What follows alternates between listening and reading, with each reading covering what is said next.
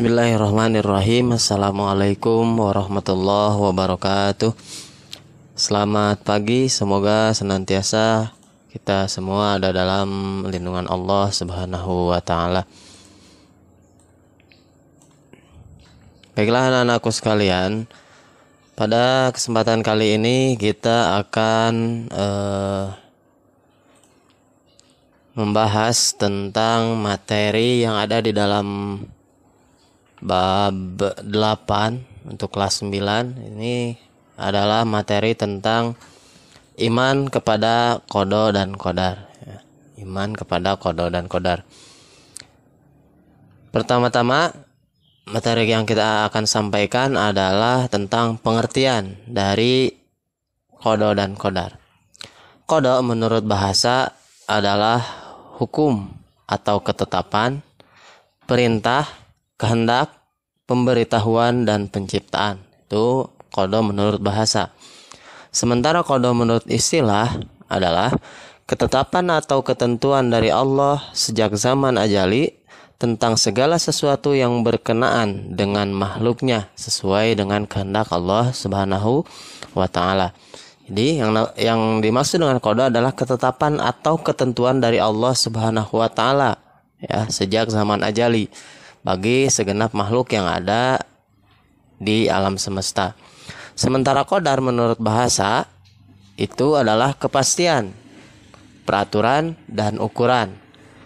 Sementara menurut istilah, qadar adalah perwujudan dari qada.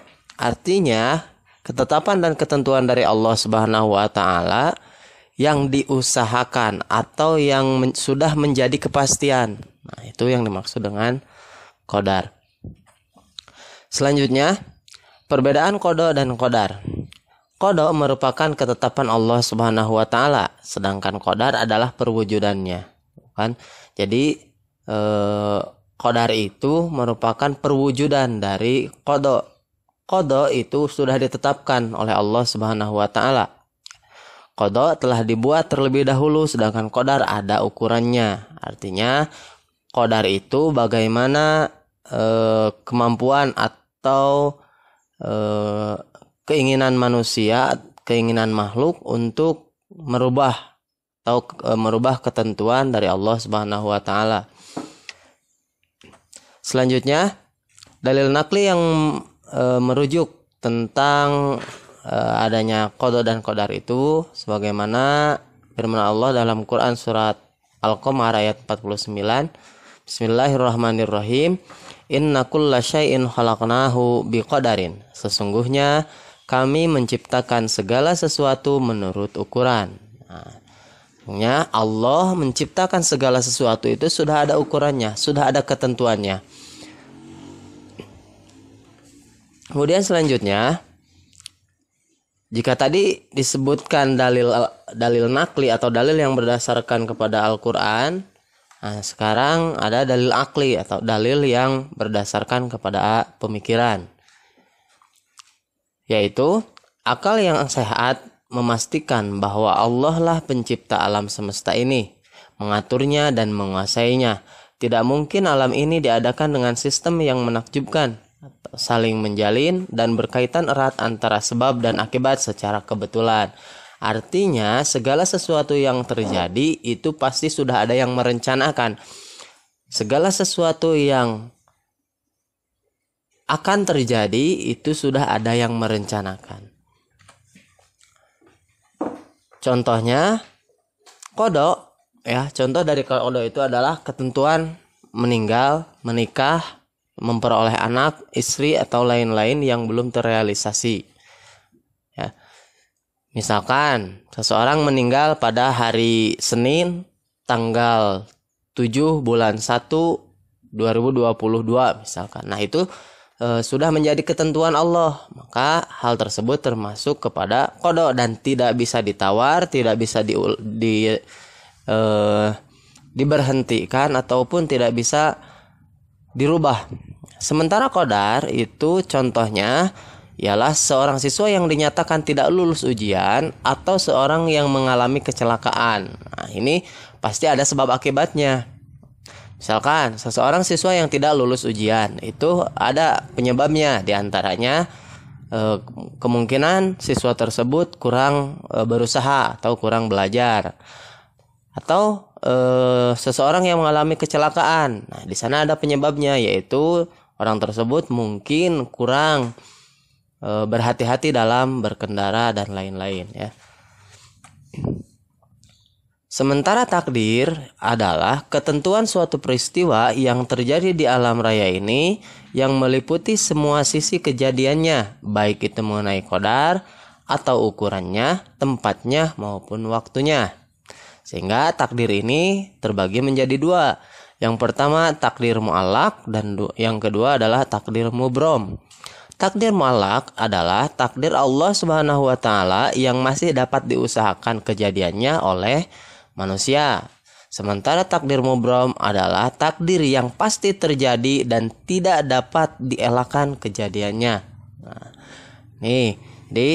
sekali lagi takdir itu terbagi menjadi dua, takdir mu'allaq dan takdir mubrom. Takdir mu'allaq itu ialah takdir yang masih dapat diusahakan kejadiannya, artinya bisa dirubah.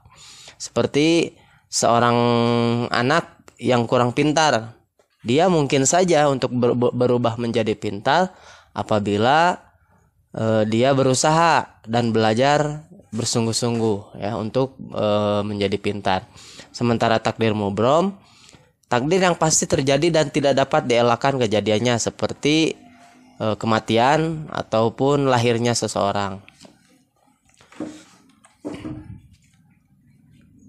Selanjutnya, nah ini ada sebuah ilustrasi ya. Ada sebuah ilustrasi, coba perhatikan.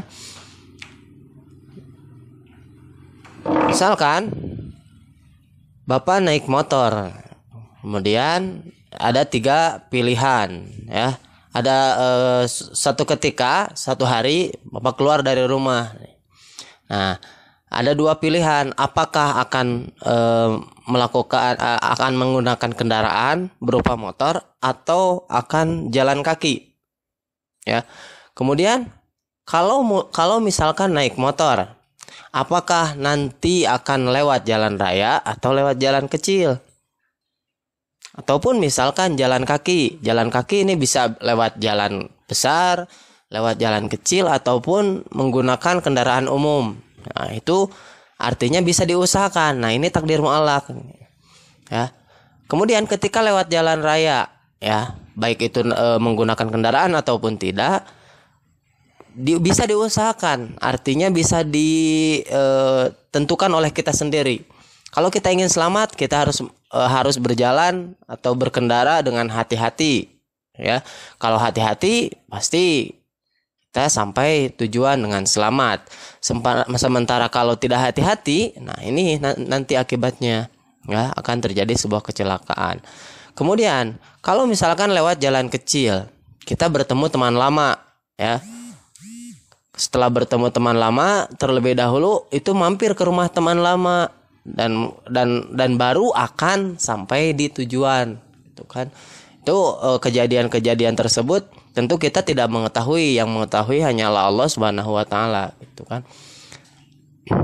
Atau mungkin ketika kita menggunakan kendaraan umum, kita menggunakan bus misalkan atau angkot ataupun apa itu, dalam perjalanan kita mendapatkan musibah yaitu berupa kecopetan. Nah, di sini apa yang harus kita lakukan?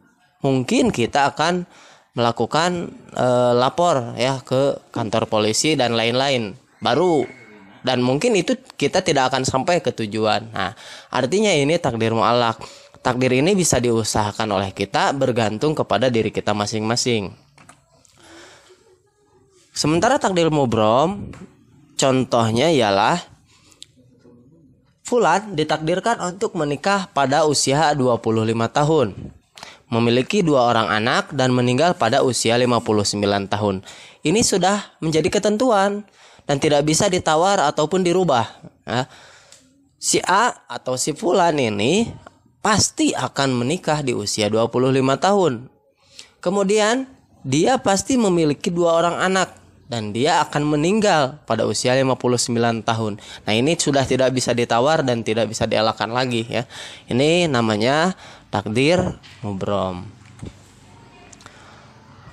Jadi dapat kita simpulkan bahwa iman kepada qada dan qadar itu ialah percaya dan yakin bahwa sesungguhnya Allah Subhanahu wa taala telah menentukan segala sesuatu yang akan kita laksanakan atau yang akan kita lakukan itu sudah direncanakan oleh Allah Subhanahu wa taala. Tinggal kembali kepada diri kita masing-masing, apakah kita akan menjemput qada tersebut dengan biasa-biasa saja atau dengan kemampuan yang kita miliki dengan sebaik mungkin. Pesan dari Bapak, ketika kita mendapatkan musibah ataupun ketika mendapatkan kenikmatan apapun itu, segalanya kembalikan kepada Allah Subhanahu wa taala, karena segala sesuatu sudah ada ketentuan dan aturan yang Allah berikan kepada setiap makhluk di alam semesta ini. Mungkin demikian penjelasan dari untuk pertemuan kali ini. Semoga ada faedah beserta manfaatnya. Akhirul kalam. Wassalamualaikum warahmatullahi wabarakatuh.